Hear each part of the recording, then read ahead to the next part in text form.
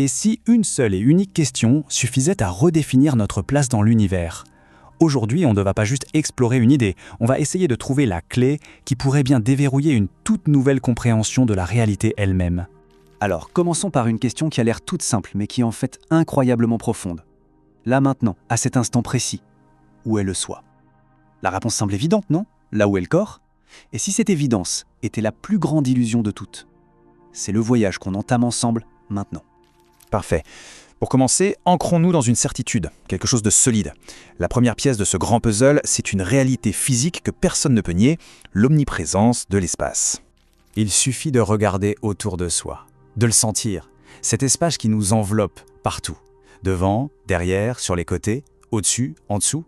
C'est notre point de départ, une vérité absolument tangible. Et qu'est-ce qu'il y a dans cet espace? Eh bien notre corps, notre véhicule physique, cette première couche de ce qu'on appelle « moi », est entièrement contenu dedans. Il baigne littéralement dans cet espace.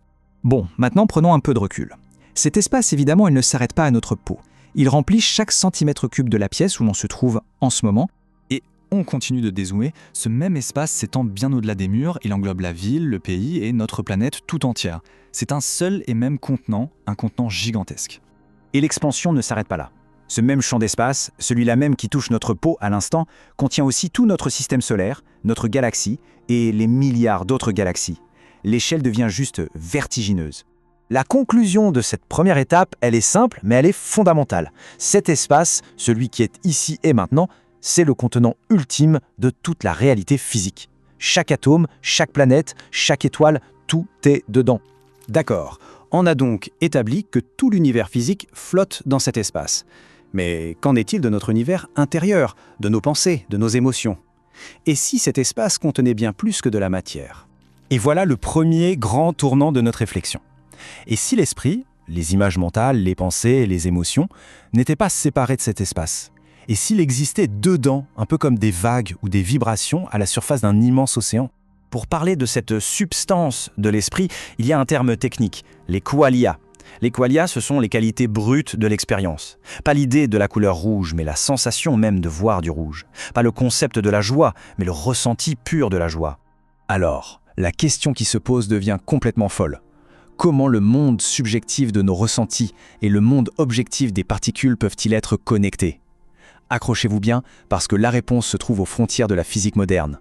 Ce tableau, c'est peut-être la chose la plus surprenante qu'on va voir aujourd'hui. Il compare le comportement des particules au niveau quantique, le monde de l'infiniment petit, avec nos expériences subjectives, les fameux qualia. Et regardez ça, la superposition, ce principe quantique qui veut qu'une particule soit à plusieurs endroits en même temps, eh bien ça fait penser à la façon dont une expérience, une émotion, a toujours de multiples facettes. L'incertitude de la physique quantique, elle se reflète dans notre incapacité à clouer une émotion, à la définir parfaitement. C'est comme si la matière et l'expérience suivaient les mêmes règles fondamentales, comme si c'était les deux faces d'une même pièce.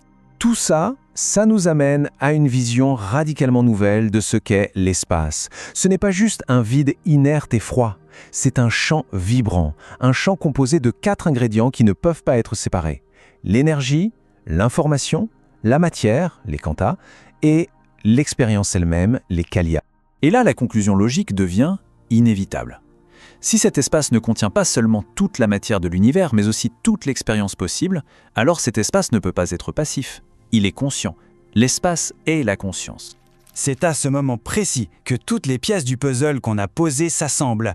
Et l'image qui apparaît, eh bien, elle risque de tout changer. C'est le véritable cœur de notre exploration. Voici l'idée la plus radicale de toutes. On a toujours tendance à penser que la conscience est produite par le cerveau, qu'elle est dans le cerveau. Mais, et si c'était l'inverse ?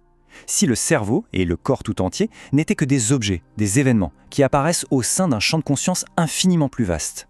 Cette comparaison résume tout. On passe de la vision d'un soi minuscule, un petit pilote coincé dans la machine du corps, à la réalisation que le corps n'est en fait qu'une petite expérience localisée qui se déroule à l'intérieur d'un soi immense et sans limite. Alors voilà la grande révélation. Notre véritable identité, ce n'est pas ce corps.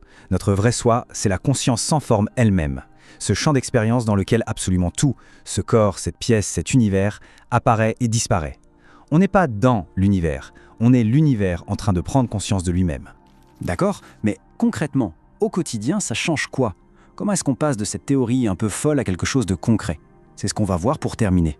Voici un petit exercice en 3 étapes pour ressentir cette nouvelle réalité. D'abord, juste essayer de cesser de penser que je suis uniquement ce corps. Ensuite, essayez de percevoir le monde non pas à travers ses yeux, mais depuis l'espace qui contient le corps et tout le reste. Et enfin, on peut commencer à voir que cette frontière entre moi à l'intérieur et le monde à l'extérieur, elle commence à s'estomper, à devenir floue. Au final, cette perspective nous offre une vision absolument magnifique. Le soi n'est plus une petite chose isolée et fragile. C'est l'univers tout entier en pleine danse. Un univers qui s'exprime à travers chaque chose qui existe.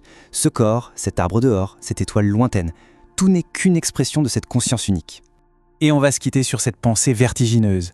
Si notre nature profonde n'est pas un corps limité, mais la conscience infinie elle-même, celle dans laquelle toute la réalité se déploie, alors quel est notre véritable potentiel ? Qu'est-ce qui devient vraiment impossible ? La question reste ouverte.